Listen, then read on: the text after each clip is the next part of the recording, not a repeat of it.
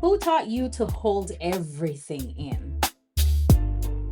There's a version of you that people know, the one that's capable, reliable, maybe even the life of the party. The one who handles everything. The one that people see as being the strong one. And then there's another version of you that most people never see, the part that feels overwhelmed, maybe hangs out in bed all weekend. Sometimes during the week, you're just stuck. Maybe binge watching TV or doom scrolling to escape. Hurt, angry, or exhausted.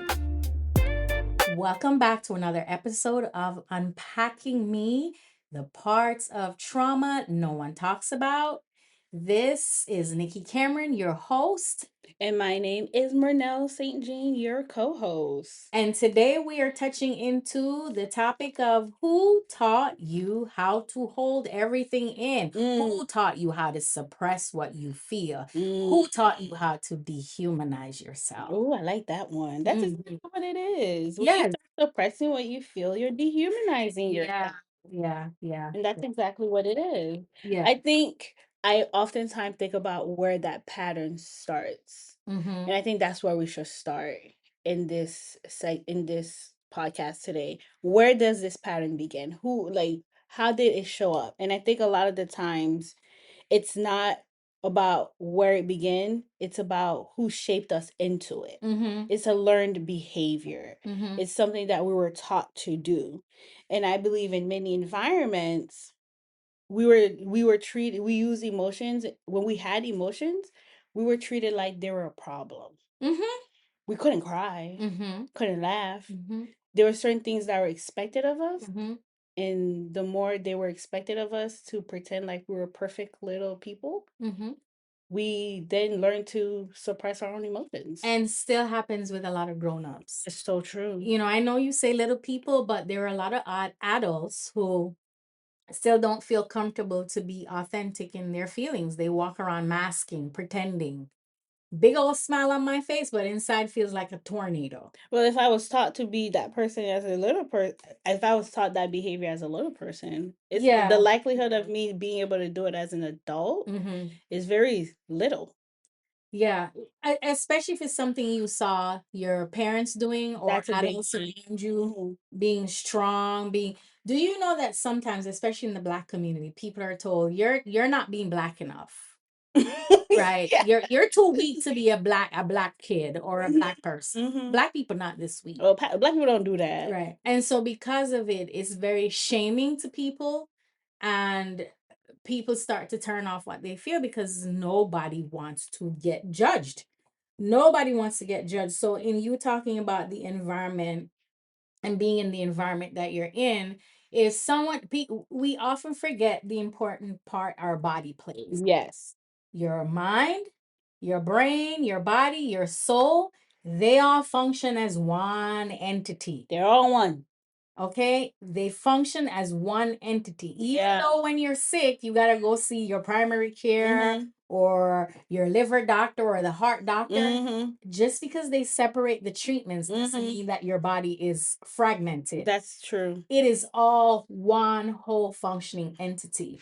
And so being in environments where we're not taught how to understand our emotions and what we feel, and then you're in an environment where they get stigmatized and you get shamed for it, That's true. we learn to adapt. Right. And adapting looks like, I don't show you the real me. I show you the parts of me that I think you want to see, the part that you'll accept, the version of me that you will like. Mhm. But deep down, a lot of us, we suffer, especially now. And so crying, like you said, is seen as dramatic.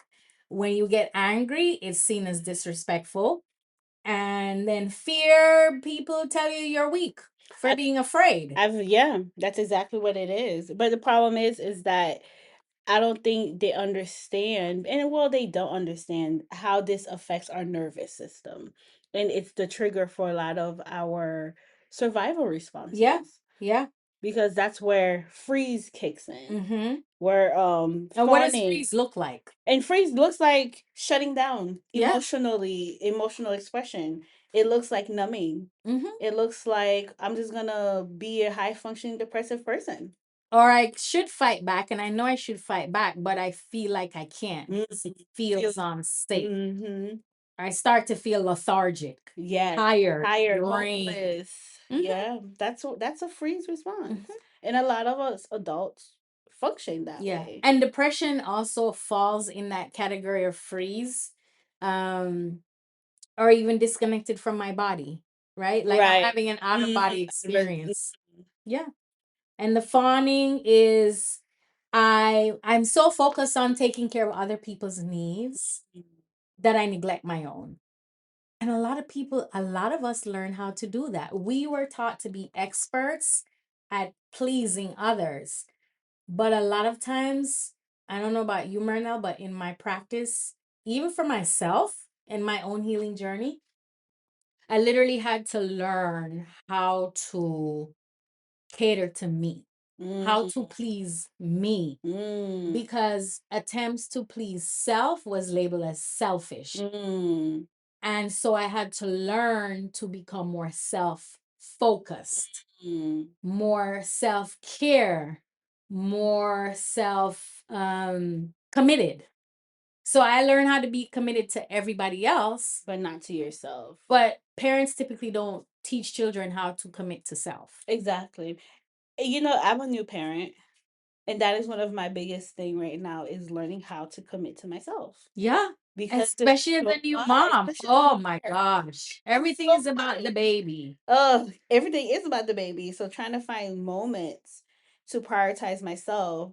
Yeah. Not that I don't prioritize him, Hmm. but giving him that moment, finding a moment to prioritize myself is difficult. Yes. And so I can understand how parents don't teach prioritization of self Yeah. because they're so focused trying to prioritize everybody else. Yeah. Yeah. The other piece of what the survival response might look like is over controlling. Mm, Over controlling. Things need to be this way. And so we can become very rigid. And as long as we're focusing on what's going on the outside, right? mm, Um, we don't have to focus on what's going on the inside. And sometimes it can look like when I suppress what I feel on the inside, it allows me to have a sense of control, mm-hmm. right? Exactly. So if I pretend that I'm not, one of the biggest things I think about is in the case of like discrimination Mm, or even racial stress, mm, wherein I've been, for instance, in certain meetings wherein individuals are discriminated against, mm, or I see racism play up, and the individuals will laugh at themselves to cope mm. through the shame and the violence That against their uncomfortable dignity. laughter, yeah. Yeah, yeah, yeah. So to maintain the inside world and Mm, not seem weak, sometimes people laugh at themselves. so You sad. know, I once had someone say to me, "When I'm pissed off, I laugh because if I don't laugh, I will get violent." Understandable. Understandable, yes. So, I typically think about it, but it's really going back to the beginning of the topic, who basically taught us to hold everything in. And I think of enslavement. Yeah, you said it earlier about the whole idea of, oh, black people don't do that, or that's not black enough. Yeah. And enslavement means you had to keep it together while you watch your children being ripped away from you. You had to Which keep is it together while you watch your partners being violated violated. physically, Mm, sexually, and all the other emotionally, forms of mentally, abuse. right. You had to maintain a strong persona because you're dehumanized while you were being humiliated in public. So a lot of it starts from intergenerational trauma being Yeah. passed on. I mean, if we're to be honest, a lot of BIPOC populations, especially Black, there has not ever been made any time for us to heal, Oh yeah, no, healing is not a thing for us. right? Yeah. There wasn't any time made for us to heal and recover from the atrocities, That the took horror, place. right? The UN just voted to vote to say recognize slavery for really what it was, the horrific nature of it, And a few countries, the US being one of them, basically wouldn't agree, right? And That's so, so funny. and just the thought of it, it just brought me back to that memory of the dehumanization of us as individuals, Individuals. and how we then learn how to do it, dehumanize each other, thinking children should be perfect to avoid humiliation or embarrassment in public. So this is not just coming from one place. It's not No, just coming from our no. parents. It wouldn't be right to blame our Our parents, parents for right. things. In some instances, yes, and oftentimes when we take a look, it started before them too. And they had to dehumanize themselves by turning off what they feel. So what happens as a result, if you keep turning off, suppressing, or ignoring what you feel, Mm-hmm. then we develop what's called affect phobia. That's a Meaning, big one. yeah, meaning after a while, we become so afraid of our body sensations or emotions, and when we do start to experience them, it throws us into panic Panic, yeah. because we've grown to be so intolerant of these things that make us humans, our feelings, our emotions, that when we start having to experience them, they cause a lot of times significant overwhelm for people. Yes. And that overwhelming oftentimes shows up physically. Oh yeah. And I think it's important to recognize that it's not just cognitively that we Yeah. do this, Yeah. it has a physical Oh yeah, aspect to in it your as head, well in the body. in the body. And the body holds on to stuff like a damn sponge. Yeah, the body keeps the score. We will always quote that title. But you know what? Even talking about the body, right? So Mhm. I like to explain to people that we have what's called cognitive flashbacks Mm, and emotional flashbacks. right. And when we talk about cognitive flashbacks, it's really the images that you see, the memories that pop up in your mind that keep replaying, right? Right. Cognitive. Mm-hmm. Emotional flashbacks, that's the sensations that pop up out of nowhere, Mm-hmm. right? The heaviness in the chest out of nowhere. And you'll be sitting 1 minute, and then the next minute you feel this heaviness, like a dark cloud come over you, Mm, and not have words to explain because you don't know what's driving the feeling. mm. And you don't have to know what's driving your feeling. Your body Your knows. body knows. Sometimes it's the smell of Mm-hmm. something. Sometimes it's a sound. Sometimes it's how you position your body, believe it or not. It is. It's true. Sometimes it's a color somebody is wearing. You'd be surprised sometimes in sessions when we're doing deep trauma processing and the things that emerge. People can smell They could medications from feel when they it. were going into surgery, They or could taste they the could thing. taste the thing, Yeah. because this beautiful brain that we have, It's so beautiful. that is such a pain in the ass in the way it protects us, tends to replay.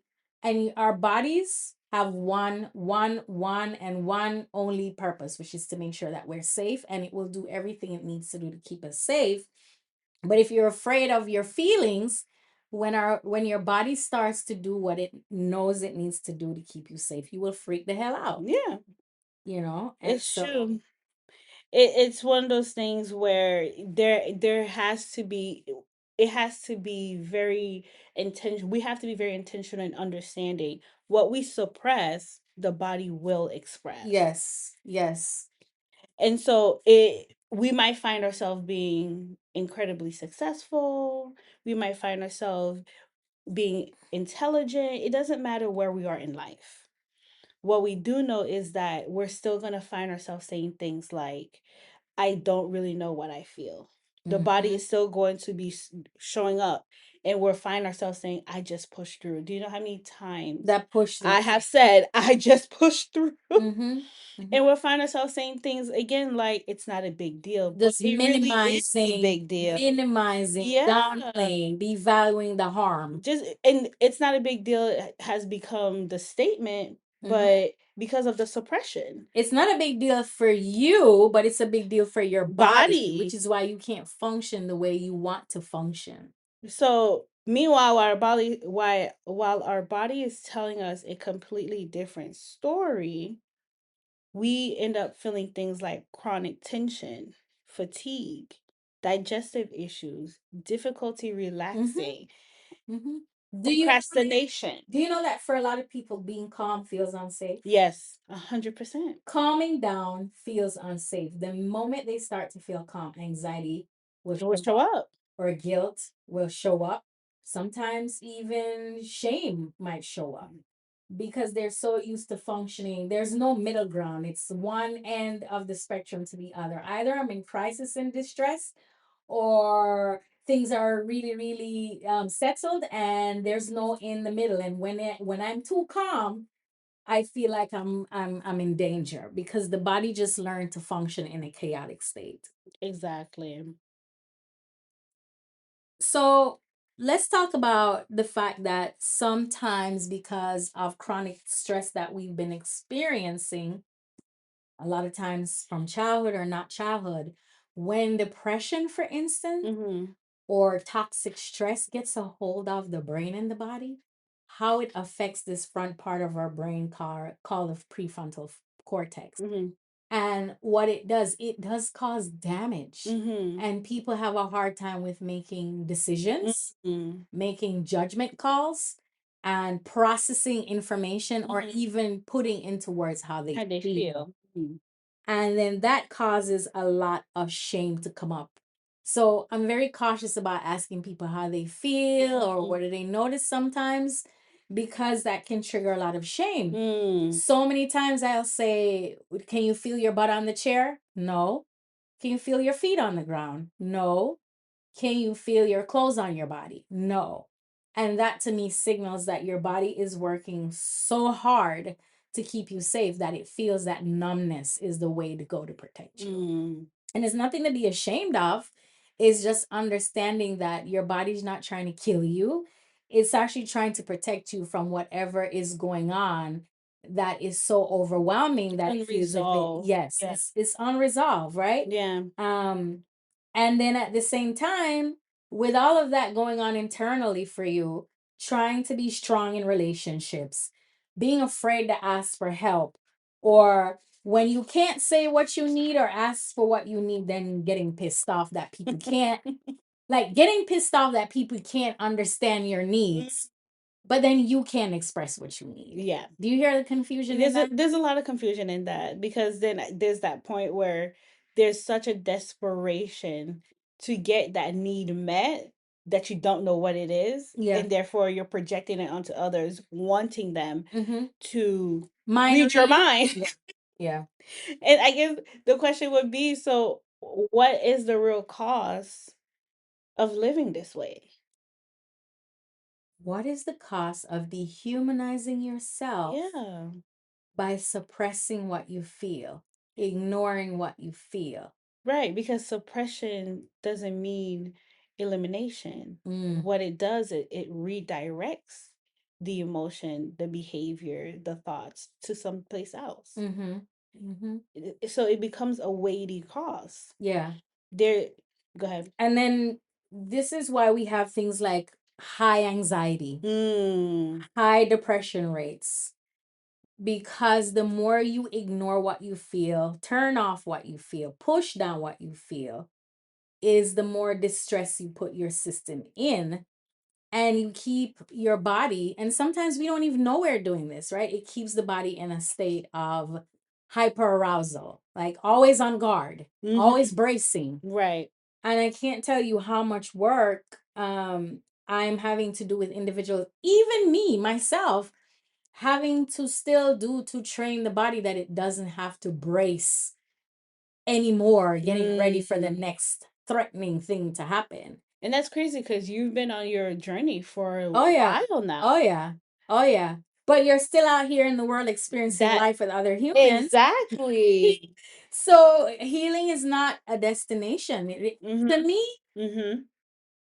my being in therapy Mm-hmm. and my taking care of me is the best gift I can ever give to myself. Right. Right? I deserve that. That is self-care to me. That is self-love to me. Mm-hmm. So I don't have an issue spending time caring for my body, talking to my body, talking to myself. because what I don't want is to ever go back to where I came from, because I Mm. remember where I was, Mhm.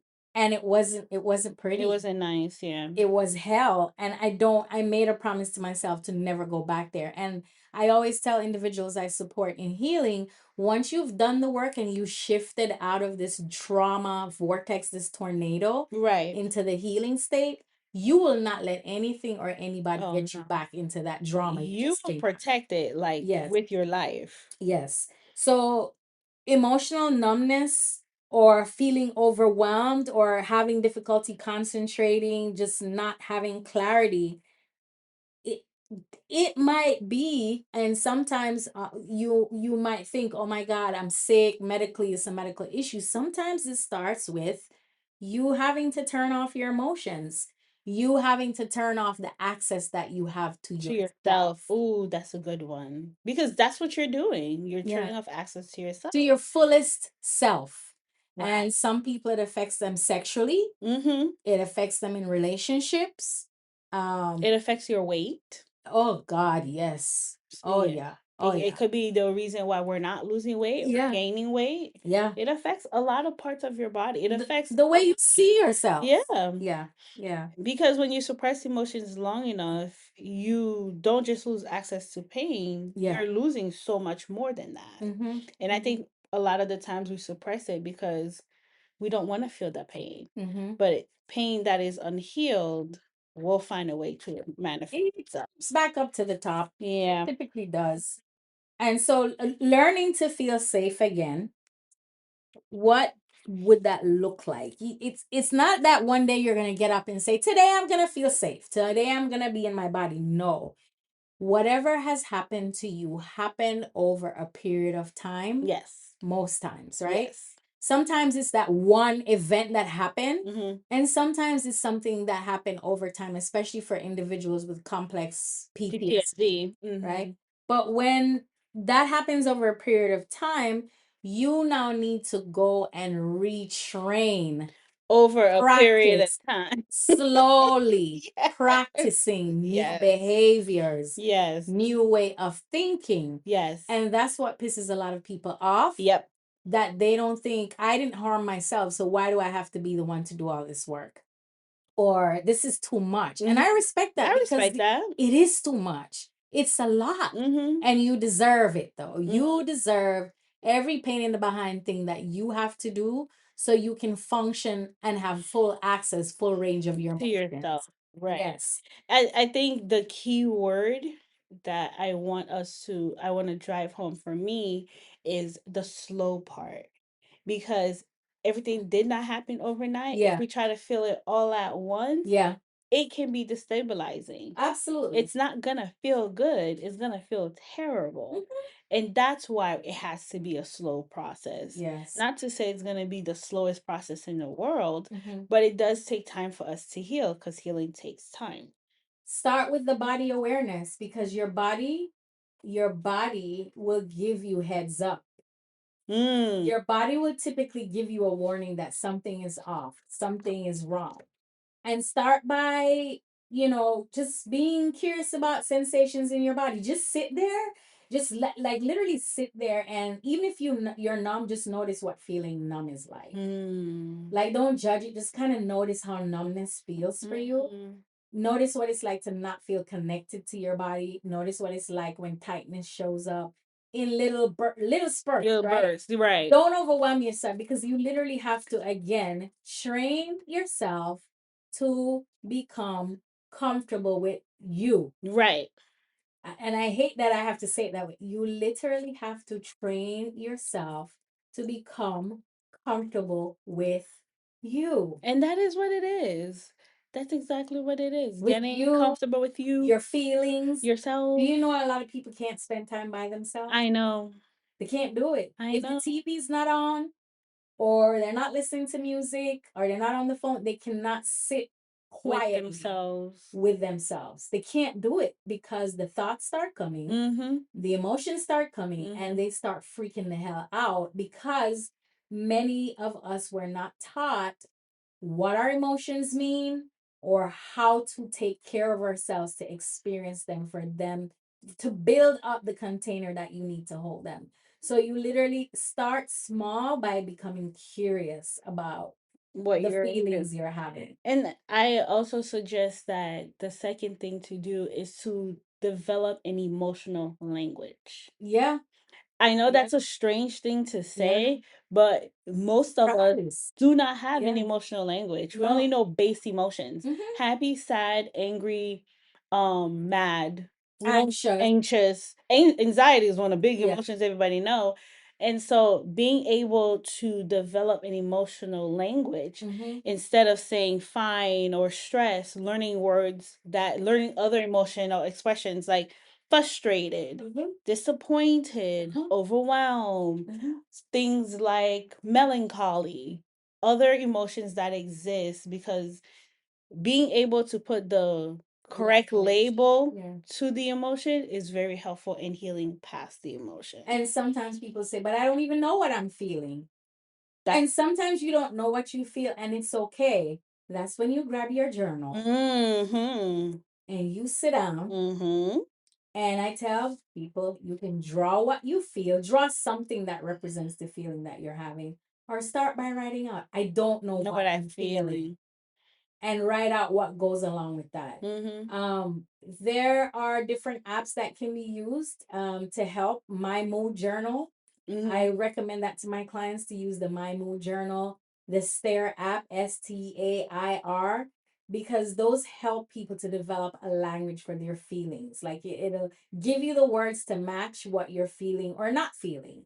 So I recommend that people look into try sentences out loudly and do this in a private space. Yeah. Like don't try to do this out in a Don't be in the right, public. like just In a find a private private space. where you're comfortable and no judgment. Yes. Yes. And don't assume that just because somebody is your mother Yes. or your father Yeah. or your siblings or your Friends friends that that they're they are a safe place to have your emotions with. no. Wisdom, Mm-hmm. discernment matters. Discernment. Mm-hmm. So for me, I watch what you do more than I hear what you say.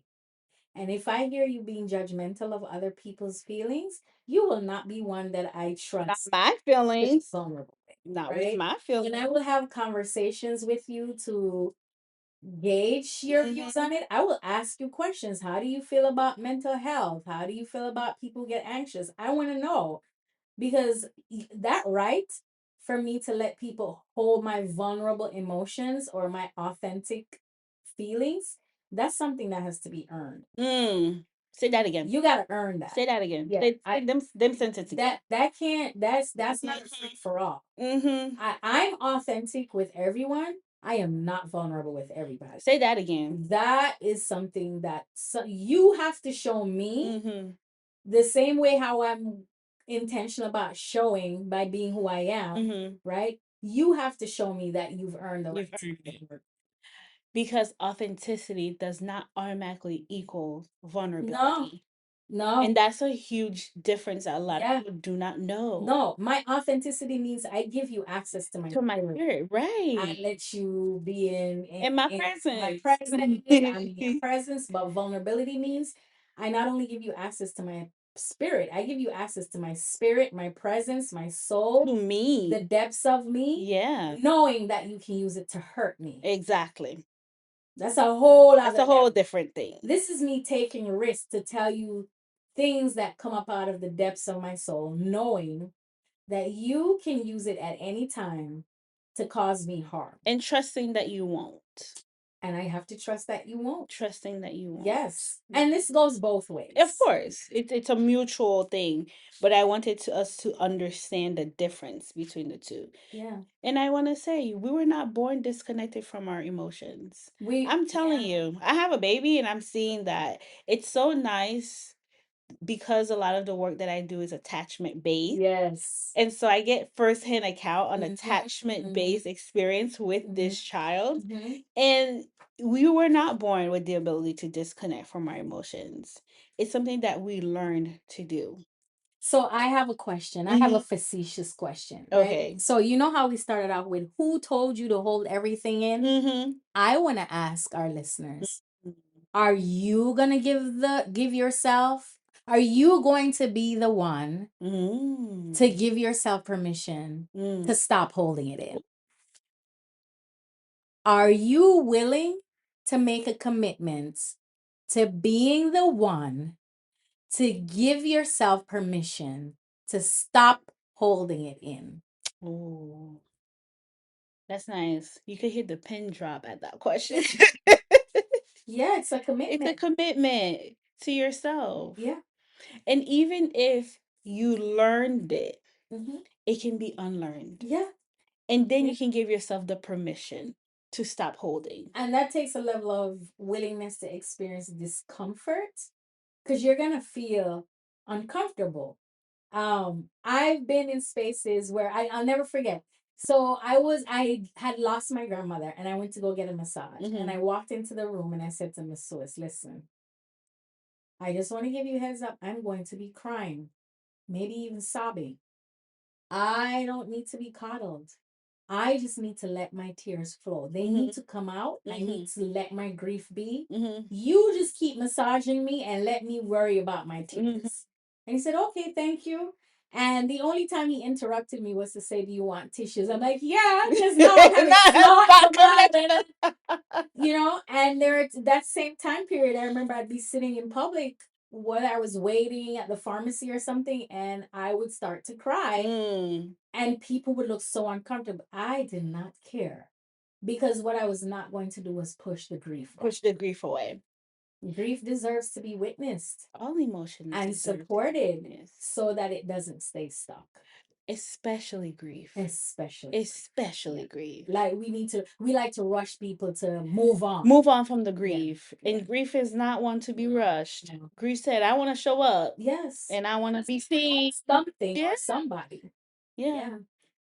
That's beautiful. And so I encourage you to learn and to be willing to move past the disconnect, to learn how to reconnect, to go on that journey of finding yourself and being comfortable with yourself, and to learn how to navigate your emotions in a healthy way. Emotions are not bad, they're not just some random icky thing that was put in our bodies for the heck of making us weak. They have a voice. They're telling us something. They exist for a reason, and they make us human. So let's learn how to navigate them in a healthy way. With that, I like to encourage us to share this episode with somebody who needs to hear it.